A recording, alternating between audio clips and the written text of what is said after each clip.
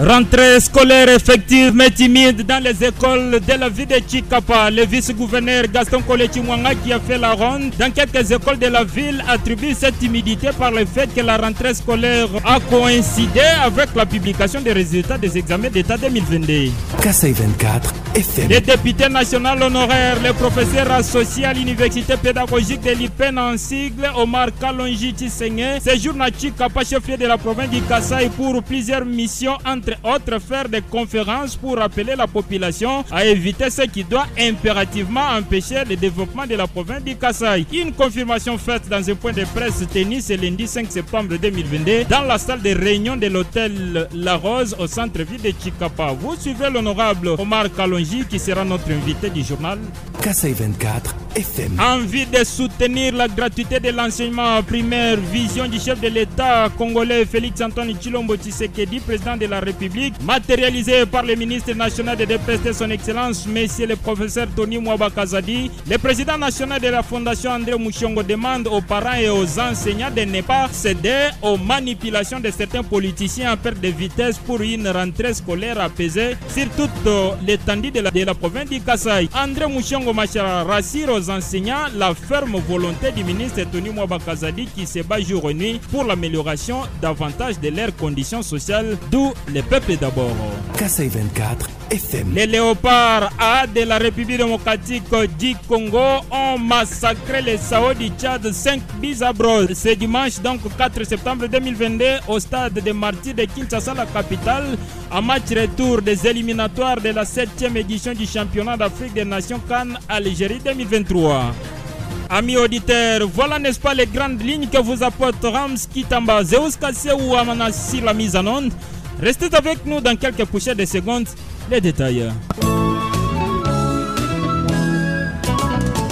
Rebonjour, je l'ai souligné à l'entame de cette édition du journal Amis auditeurs que les cours ont depuis ce lundi dans les écoles primaires et secondaires sur l'étendue du pays. La province du Kasaï n'étant pas restée indifférente, les écoles ont ouvert les portes ce jour. Pas d'engouement dans les écoles, certaines écoles ont fonctionné jusqu'à l'heure des sorties. Les autres n'ont même pas perçu une dizaine d'élèves. Le vice-gouverneur Gaston Kolechi Mwanga, qui a fait une ronde dans quelques écoles de la ville de Chikapa, attribue cette timidité parce que la rentrée scolaire a coïncidé avec la publication des résultats des examens d'État 2022. Le gouverneur à l'intérim de la province du Kasaï encourage les parents à envoyer les enfants pour faciliter aux enseignants de respecter le programme national de l'enseignement. Il a en même temps félicité les lauréats aux examens d'État 2022 du Kasaï qui ont réalisé plus de 70% pour toute la République démocratique du Congo. On écoute Gaston Kolechi Mwanga qui s'exprime à la presse du gouvernorat du Kasaï. C'est notre devoir de pouvoir lancer les débuts des enseignements, donc la rentrée scolaire dans nos écoles. Nous avons sillonné quelques écoles, pas toutes, la ville de Chikapa. Nous sommes rendus compte que les cours ont repris. Ce qu'il faudra remarquer d'emblée, c'est le fait que la publication des résultats d'examen d'État a coïncidé avec la rentrée scolaire dans la province du Kasaï et principalement dans la ville de Chikapa. C'est ainsi que vous vous êtes rendu compte qu'en cours de route, nous avons croisé des colonnes et des colonnes de jeunes gens, filles et garçons, qui sont dans vraiment l'ambiance de la réussite. Pourquoi? Parce que notre province est parmi les premières provinces qui ont réalisé plus de 110% des réussites. Et cela a contribué à cette ambiance. Mais cela n'a pas empêché que les cours reprennent. Nous sommes en train dans beaucoup de salles où nous avons trouvé des élèves. Nous avons trouvé aussi des enseignants et des enseignantes en train de donner cours. Ça montre effectivement que l'instruction, la reprise des cours le 5 septembre 2022 a été effective. Le message qu'on a donné, c'est d'encourager ces enfants qui ont repris le cours aujourd'hui et puis leur assurer aussi de la gratuité de l'enseignement que le plan République a instauré dans notre pays pour que les enfants ne se donnent pas beaucoup de soucis à amener de l'argent, que les professeurs non plus, les enseignants plutôt ne puissent pas de temps en temps demander de l'argent pour les stylos, l'argent pour un sucre, ainsi de suite. Donc tout ce système-là est totalement banni de l'enseignement. Donc j'invite tous les parents à pouvoir envoyer les enfants à l'école. C'est l'école qui assure le bonheur et de la famille et des parents et de la province. Donc l'ordre l'instruction a déjà été donnée que l'enseignement, les cours reprennent aujourd'hui, la rentrée pour l'école primaire, secondaire, pour les écoles primaires et secondaires, la rentrée, c'est aujourd'hui le 5 et je suis très heureux de constater que dans notre province, dans la ville précisément, nous avons des écoles qui ont ouvert les portes. Nous avons vu de nos propres yeux les élèves, nous avons vu de nos propres yeux les enseignants, les directeurs. Donc c'est déjà nous sommes très satisfaits personnellement en tant que responsable de la province. Je suis très satisfait du fait que les parents ont accepté que les enfants reprennent le chemin de l'école. Et je suis convaincu que demain, après-demain, l'ambiance habituelle qu'on a toujours connue va pouvoir être vécue dans toutes les écoles. C'était donc là les vice-gouverneurs et gouverneurs à l'intérim Gaston Koletimwanga qui s'exprimait au micro de votre radio. Mais d'après certains parents qui ont rencontré les reporters de la radio KC24 FM, la situation économique est l'une des raisons qui font que leurs enfants soient à la maison. Ils ont fait mention de la montée vertigineuse des prix des fournitures scolaires. De leur côté, les chefs d'établissement sensibilisent les élèves à se faire inscrire et reprendre les chemins de l'école. On écoute Tribin Tchoueno, préfet de l'Institut Laoula, au micro de Dadian Pepe Lebref. Nous avions suivi le calendrier scolaire. Qu'est-ce que le ministre a dit? Il a dit, dès les 5, il faut que les parents envoient leurs enfants à l'école. Raison pour laquelle vous nous voyez, nous ici, avec les enseignants, nous attendons les enfants. Mais le mal année, c'est quoi? Le parent aussi sent que non, nous sommes déjà pendant la période de la rentrée. Et aujourd'hui, c'est l'ouverture de la rentrée scolaire 2022-2023. Les parents n'envoient pas les enfants à l'école. Il n'y a pas d'élèves. Mais les enseignants, tous, vous les voyez présents en train d'attendre les enfants. C'est ça les difficultés. Je n'arrive pas à comprendre. Ces difficultés viennent d'où? Les parents attendent qu'à la fin, là, donc, après une semaine, 2 semaines, à ce moment-là, ils vont commencer à envoyer les enfants. Le dernier message que je lance, premièrement aux parents, de nous envoyer des enfants. Je lance aussi le message aux élèves de ne plus se distraire avec le bruit de la ville. L'Institut Laoula, c'est une école conventionnée kimbanguiste. Nous avions 5 options. La biologie-chimie, latin philo, couture, commercial et gestion. Nous avions technique sociale. Donc ce sont les options que nous hébergeons chez nous ici. C'est à l'enfant de choisir l'option. Donc ça serait une bonne chose. C'est ça le message que moi je peux lancer.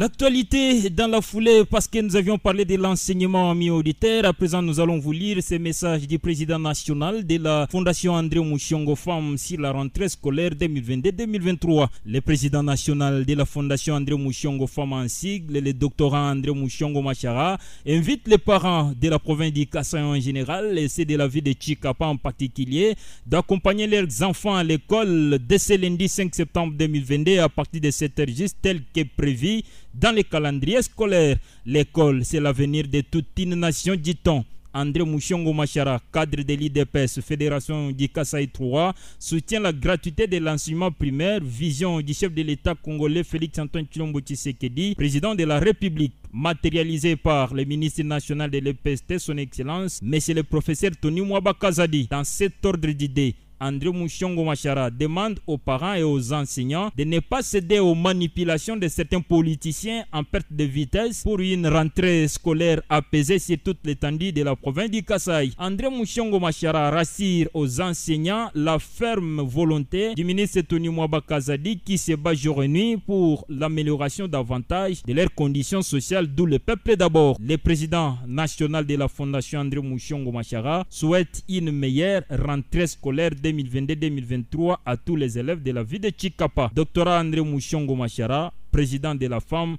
et jeune leader de la province du Kasaï, qui appose sa signature en bas de ce présent message. Il y a eu publication des résultats de l'examen d'État édition 2021-2022 pour la province du Kasaï le dimanche 4 septembre 2022. Cette publication est intervenue donc tard dans la soirée. On pouvait constater dans les rues les nouveaux diplômés d'État, amis et leurs familles en pleine réjouissance. Si les uns ils ont obtenu leur diplôme d'État, pas pour les autres. Les reporters de la radio KC24 ont eu à poser une question à une fille ayant obtenu 67% en commercial. Cette fille a dit qu'elle ne maîtrise pas la langue française. On l'écoute au micro d'Hermès Mwanzaleki. Bonjour. Ça s'appelle comment? Gaïna le français. Yanine. Voilà, c'était donc là l'élève qui s'exprimait. Question que ce reporter s'est posée, comment n'est-ce pas obtenir son diplôme? Question du berger à la bergère. Quelques chefs d'établissement également n'ont pas caché leur joie pour s'exprimer. On écoute ici l'un d'eux qui s'est exprimé au micro d'Hermès Mwanza. Oui, merci beaucoup, cher ami Pépé Le Bref. Vous savez que l'Institut Laoula, c'est une grande école parmi les écoles de la ville. Ici, chez moi, ils ont fait max. Donc, j'encourage les parents qui nous ont envoyé les enfants, les élèves aussi en se donnant corps et âme pour suivre les cours. Et aujourd'hui, il y a eu des résultats normaux. Je leur dis merci.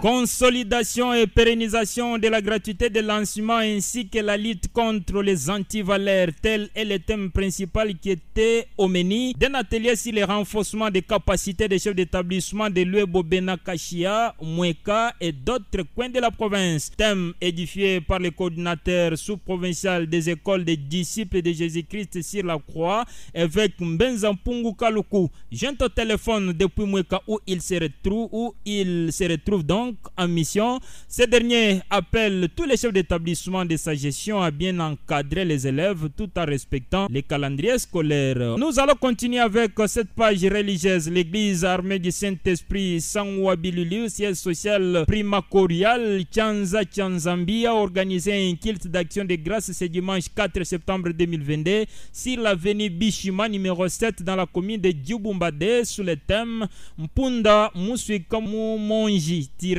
dans le livre de Matthieu chapitre 21 versets 1 à 4. Dans ce culte d'action de grâce, quelques croyants ont reçu l'ordination de pasteur dans ses rangs ci-après: Père Baptiste José Kazadi, cigare missionnaire, Timothée Mukengeshaï, mère missionnaire Misenga Mimi, ainsi que cigare sacré Alidor Ngalamulume. Selon Kambwa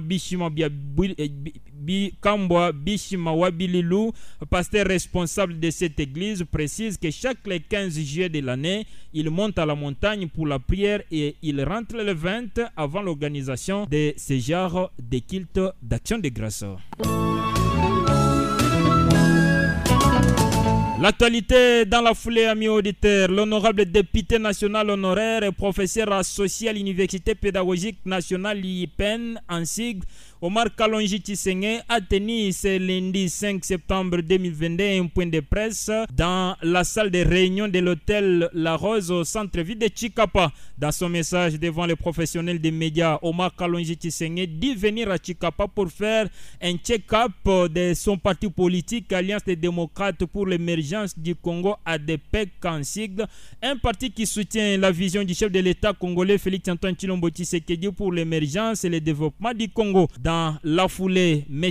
Omar pense qu'avec cette nouvelle vision politique, il est facile que les Kasaï comprennent qu'il est temps pour les changements tant attendus et que la population doit prendre ses responsabilités pour le développement du Kasaï. Suivons M. Omar Kalonji dans les propos recueillis par Jafet Kenda. Moi, c'est Omar Kalonji Tshisekedi. Je suis un député national honoraire, la première législature de la 3e République. Honorable, mais je suis professeur associé à l'IPN. J'ai été élu effectivement au territoire de Chikapa, dans la terminologie électorale, territoire de Kamoyo, par rapport à la CENI. Je crois que cette présentation me suffit. Monsieur Omar, qu'est-ce que justifie votre présence aujourd'hui dans la province du Kasaï? Ma présence, c'est de venir checker le mouvement de notre formation politique ADPEC, Alliance des démocrates pour l'émergence du Congo, qui est un parti de l'Union sacrée de la nation. Et aujourd'hui, ce courant, c'est un courant de la majorité présidentielle. Nous devons déjà affûter nos maillots,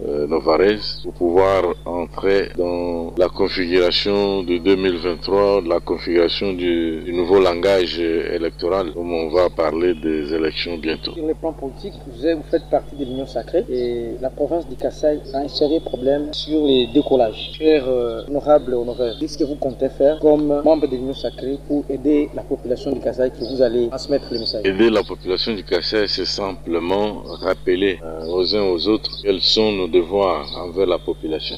Omar Kalonji sera notre invité de cette édition du journal. Nous allons quitter le niveau local pour se rendre au niveau national, amis auditeurs. L'affaire Kabound renvoyée au 12 septembre 2022. La première audience du procès de Jean-Marc Kabunda Kabound avait eu lieu, n'est-ce pas, le lundi 5 septembre 2022, comme annoncé. D'entrée de jeu, les avocats de l'ex-vice-président de l'Assemblée nationale ont exigé l'application de l'ordonnance assignant leur client à résidence. Ils ont accusé les procureurs d'entretenir la confusion en confondant l'assignation à résidence et la détention préventive dans la situation à prévenir. Dans sa réplique, le ministère public a fait savoir que le prévenu Kabound reste détenu à Makala pour le maintien de l'ordre public. Il a estimé que Jean-Marc Kabunda Kabound a une milice à Kingabwa où se trouve sa résidence. Les juges ont pris l'affaire en délibéré pour les prononcer le 12 septembre prochain à l'audience. Une pause, nous allons vous donner les informations sportives.